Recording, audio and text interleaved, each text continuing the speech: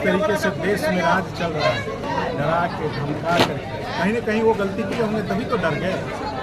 आज हमारे नेता अड़े हुए हैं, जानते हैं कि हम सच के साथ हैं, कितना परेशान करो, एक न एक दिन सच्चाई सामने आए। सब लोगों ने एक ही संकल्प लिया कि देश संविधान से चलेगा कि भावनाओं से चलेगा। गया में घटना है, हमारे भी बहुत नज़दीकी आदमी जिनको जानते हैं कि आपको यहीं सिरघाटी के बबन जी वो बेचारे हॉस्पिटल दवा लाने जा रहे थे, उनको पकड़ लिया। लेकिन इसी का तो हम लोग खिलाफ करते हैं। उस समय सरकार में आप भी थे। हाँ, तब भी। नमस्कार, आदाब, आप देख रहे हैं भारत दर्शन। मैं इस बीच हूँ बिहार के बहुत चर्चित नेता और युवाओं का धड़कन और राजद से ताल्लुक़ रखते हैं गया के एमएलसी रिंकू कुमार उर्फ नगेंद्र यादव के बीच मैं बिहार के राजनीति के वर्तमान हालात के बारे में जानने का कोशिश करूंगा कि सर अभी बिहार में राजनीतिक हालात किस तरह से उथल पुथल हुआ और उथल पुथल होने का दावा नहीं किया जाता था, फिर भी उथल पुथल हुआ। सर एक बात मैं जानना चाहूँगा, बिहार के मुख्यमंत्री 9वीं बार शपथ लिए, उन्होंने एक बात कही थी, मरते मर जाएंगे लेकिन फलना के साथ ना जाएंगे। बात तो समझ ही रहे हैं सर, इसके बारे में चलिए, सबसे पहले 9वीं बार वो शपथ लिए, उनको हम लोग बधाई देते हैं।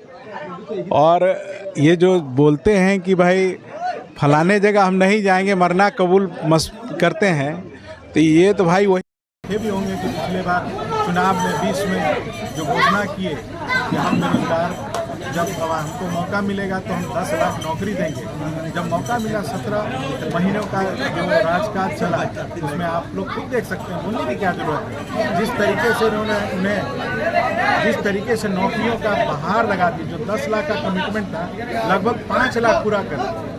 अब हम लोग को बोलने की जरूरत है, अब जनता बोलेगी, जनता को सोचना होगा, है कि नहीं सर। आज एक बात है कि जिस तरह से पटल पर साहब सब सही चल रहा था, सब नौकरियों को पुरस्कार लग रही थी, शिक्षा विभाग में नौकरी आ रही थी और विभाग में डिफेंस लाइन में नौकरियाँ आ रही थी। ऐसा क्या परिस्थिति फिर आ गई सर जो कि तुरंत से उनको पलटने का मतलब एक नाम भी दिया गया है, वो चीज़ को हम व्याख्यान नहीं कर पाएंगे, लेकिन एक नाम भी दिया गया, उस पर पटल सही रूप से सुचारू रूप से वो उतर गए। सर सब समझते हैं कि आदमी इधर से उधर होता है, वो जानते हैं जिस तरीके से देश में राज चल रहा है, डरा के धमका कर, कहीं ना कहीं वो गलती किए होंगे तभी तो डर गए। आज हमारे नेता अड़े हुए हैं, जानते हैं कि हम सच के साथ हैं, कितना परेशान करो, एक न एक दिन सच्चाई सामने आए।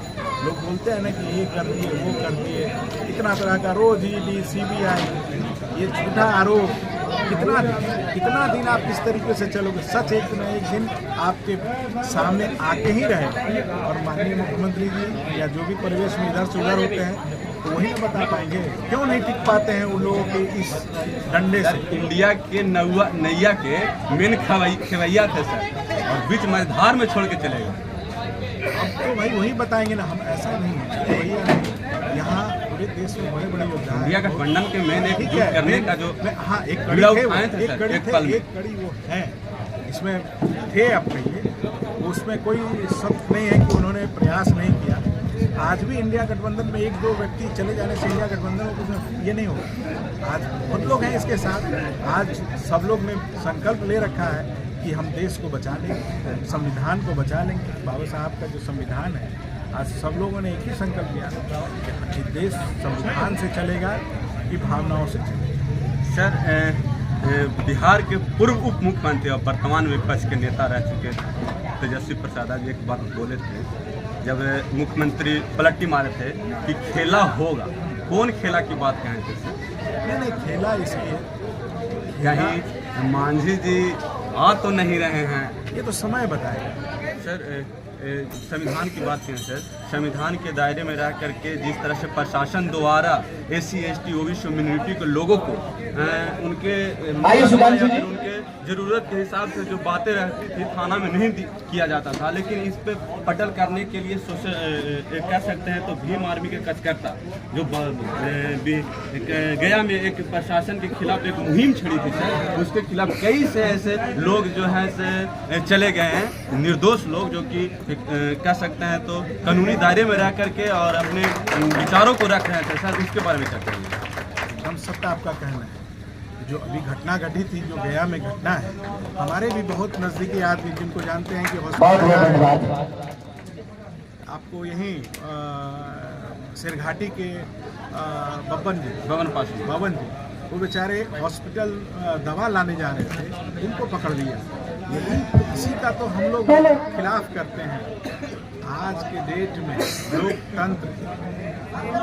लोकतंत्र में अगर बोलने का अधिकार, अभिव्यक्ति की आज़ादी अगर आप ख़त्म करते हैं तो फिर ये लोकतंत्र मजाक हो जाएगा। वो लोग कौन सा गुनाह कर रहे थे? अपनी बात ही तो रख रहे थे, है कि नहीं? लेकिन अभी जो अफसरशाही, तानाशाही व्यवस्था जो है, ये हमको बोलने की जरूरत नहीं है। बहुत निर्दोष नाबालिग भी उसमें है सर, जी, एकदम काफ़ी निर्दोष लोगों को, लेकिन जिला प्रशासन हो, प्रशासन क्या कहना है आज के डेट में सुनने के लिए कोई तैयार नहीं है। हम लगातार बात भी कर रहे हैं सर। उस समय सरकार में आ गए थे सर। हाँ, तब भी ऐसा बात नहीं है। सरकार में देखिए प्रॉब्लम कहाँ है कि हम बोल सकते हैं सत्ता शासन किस तरीके से चल रहा था, आप लोगों से छुपा हुआ नहीं। शासन गृह मंत्रालय उन्हीं के पास, गृह मंत्रालय और जिस सोच से चल रहा था, ये बोलने में कोई सर आपके पता ही नहीं। सच स्वीकारना चाहिए, हमको भी सच स्वीकारना चाहिए।